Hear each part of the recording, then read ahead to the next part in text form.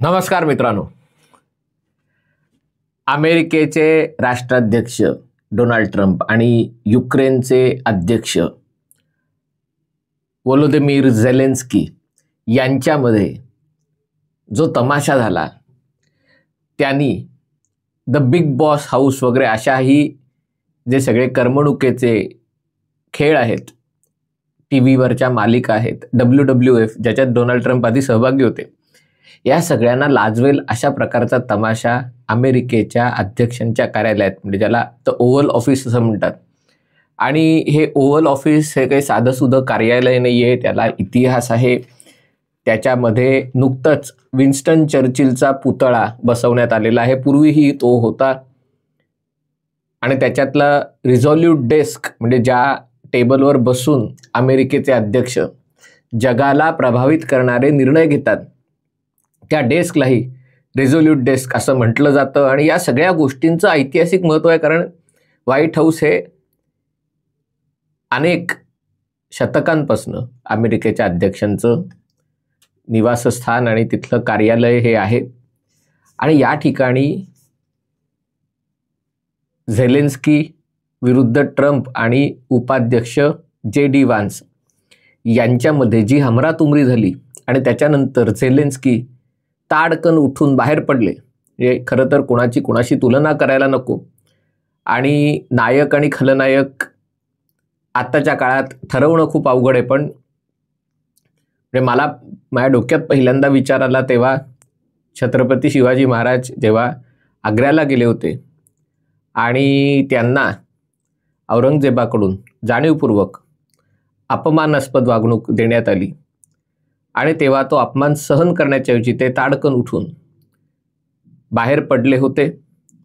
झेलेन्स्कीची शिवाजी महाराजांची तुलना करण्याची कोणतीही इच्छा नाही आहे, कारण झेलेन्स्की हे एक विनोदवीर आहेत जे नंतर अपघाताने राजकारणात आले.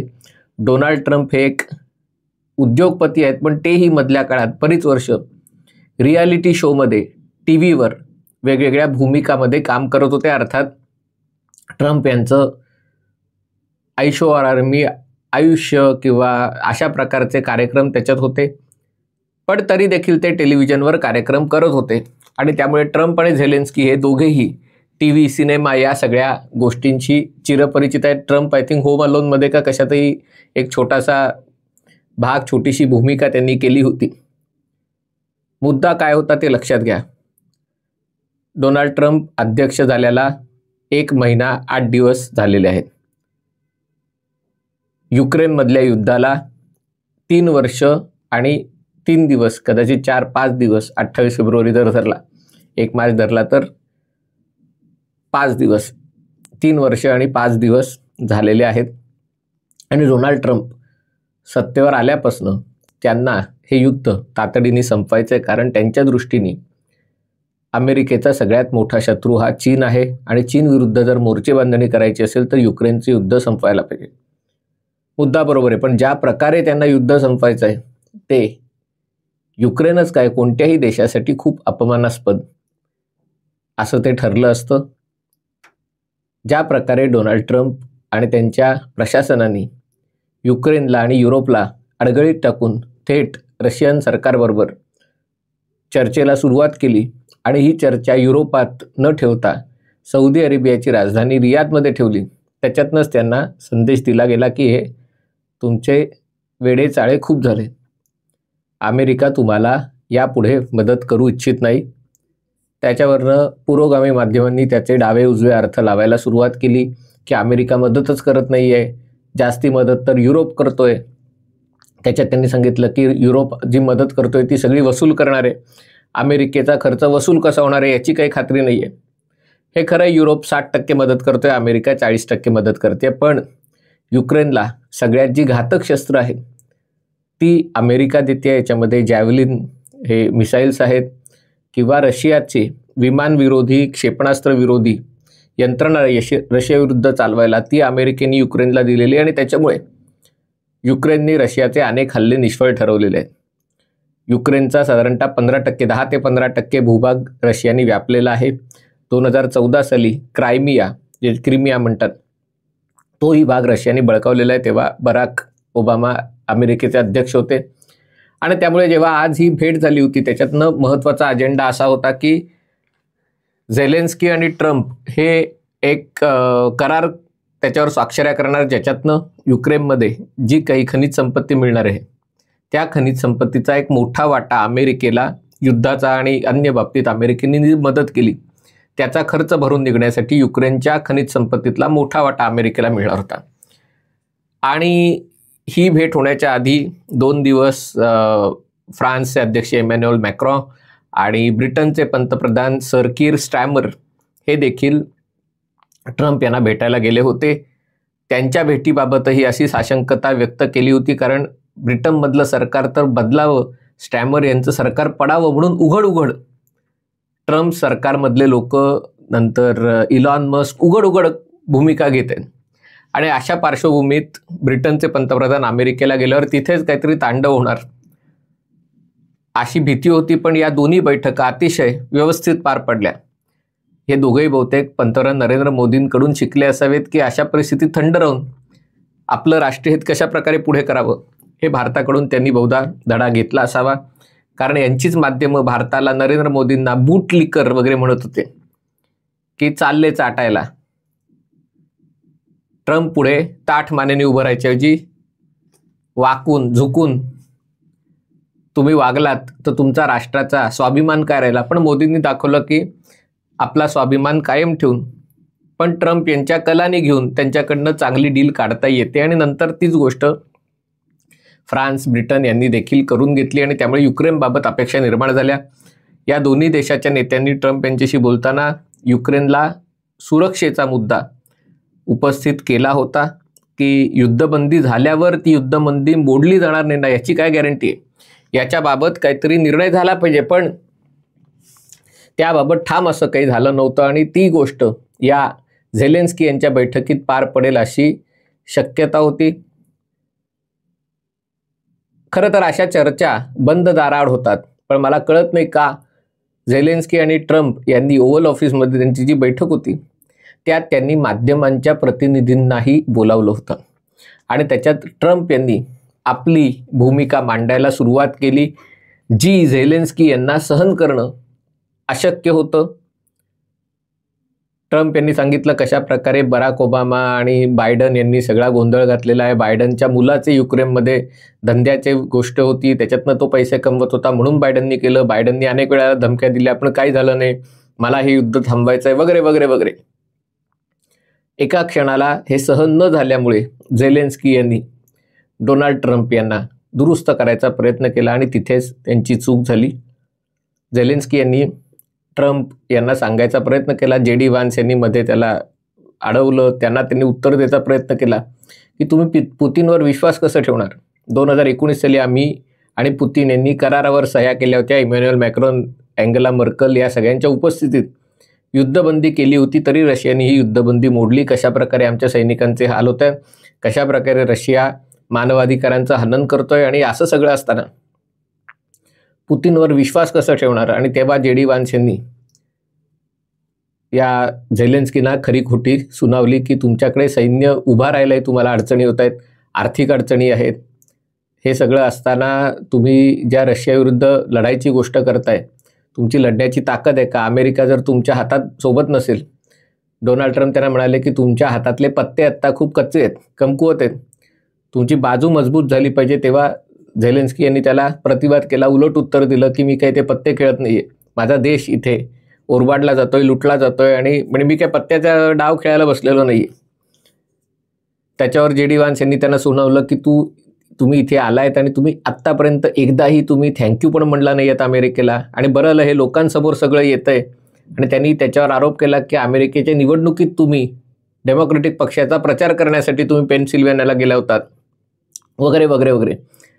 आणि हे सगळं त्यांच्यातलं वाकयुद्ध इतकं पेटलं की सगळ्या मीडियासमोर हा तमाशा झाला. त्याच्यानंतर डोनाल्ड ट्रम्प यांनी स्वतःच घोषित केलं की हे TV-वाल्यांसाठी ही तर पर्वणी झाली. म्हणजे हा असा तर मोठा कार्यक्रम तर आत्तापर्यंत कधी TV वर झाला नसेल. आणि त्याच्यानंतर असं म्हणतात की म्हणजे मग ती पत्रकार परिषद तिथेच गुंडाळावी लागली. त्याच्यानंतर दोघांसाठी मिळून एक लंच किंवा दुपारच्या जेवणाचं आयोजन केलं होतं, पण झेलेन्स्की त्या जेवणासाठी न थांबता तडक बैठक अर्धवट टाकून बाहेर गेले, गाडीत बसून परत गेले. आणि त्याच्यानंतर डोनाल्ड ट्रम्प यांनी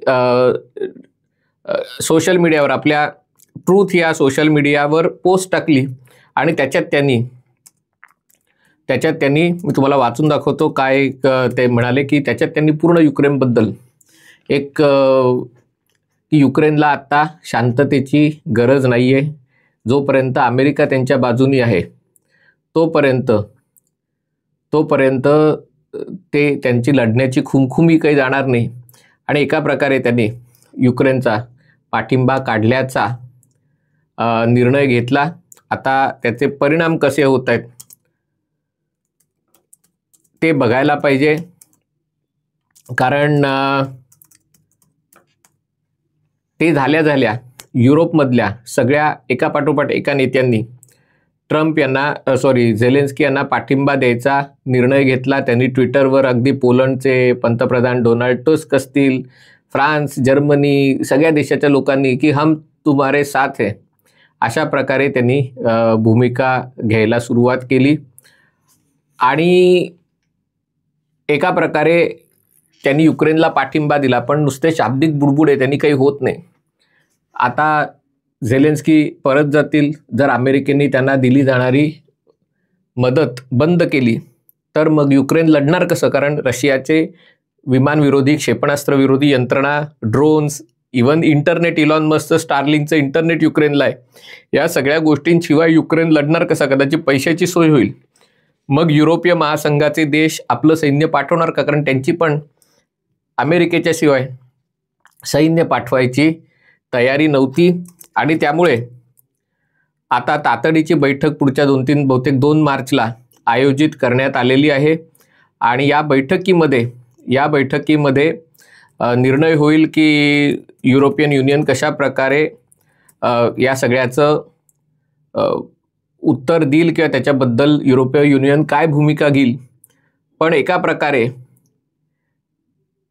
झेलेन्स्कीचे दिवस आता मोजके उरलेले आहेत. फक्त झेलेन्स्की इतिहासात त्यांची नोंद एक मर्द म्हणून, उद्धव ठाकरेंच्या भाषेत, की अमेरिकेच्या डोनाल्ड ट्रम्प यांनाही तोंडावर सुनावायला या मर्दानी कमी केलं नाही वगैरे असं म्हणतीलही. पण ट्रम्प आधी काय म्हणतात ते बघूया. त्यांनी म्हटलं की माझी आणि झेलेन्स्कीची एक वाटाघाटी मिनिंगफुल मीटिंग आमची झाली. मी काही बरंच त्याच्यातनं शिकलो की अशा प्रकारच्या गोष्टी तुम्ही एकमेकांशी बोलल्याशिवाय आणि शाब्दिक चकमकी झाल्याशिवाय तुम्हाला समजत नाही.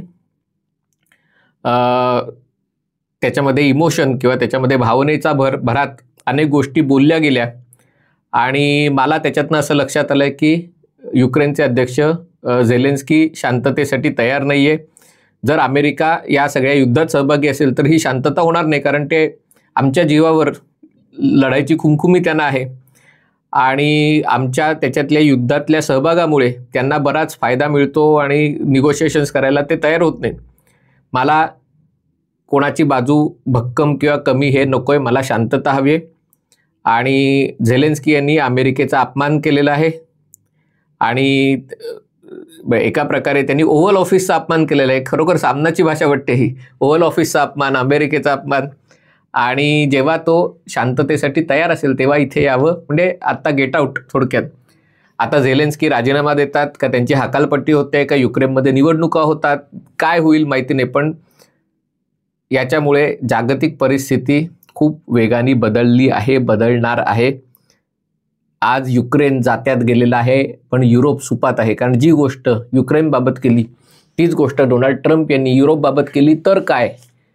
यामुळे मार्केट म्हणजे काल तर कोसळलंच, पण काही कल्पना नाही सोमवारी पण आणखीन कोसळेल का सांगता येत नाही. आणि धरून चला अमेरिका काही करेल न करेल, युरोपनी म्हणजे आता एक गोष्ट त्याच्यात झाली की झेलेन्स्कीनी ट्रम्प समोर ताठ मानेने उत्तर द्यायचा धाडस दाखवलंय. म्हणजे आपल्याकडे एक म्हण आहे की नंगे से खुदा भी डरता है, संजय राऊतांचीच म्हण असावी बहुतेक.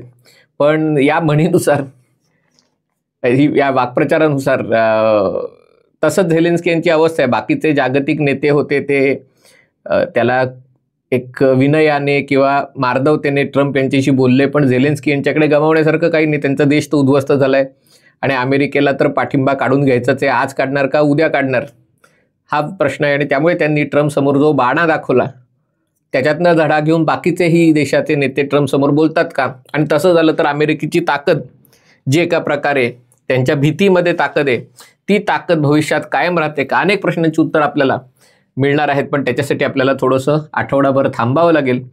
मला अपेक्षा आहे की हे जे राजकारण सुरू झालेलं आहे युक्रेन आणि अमेरिका, त्याचे पडसाद संपूर्ण जगभर नोंदवले जाणार आहेत. हा व्हिडिओ आपल्याला आवडला असेल तर कृपया लाईक करा, शेअर करा आणि चॅनल सबस्क्राईब करण्याची विनंती. तुर्तास इथेच थांबतो. पाहत रहा MH48.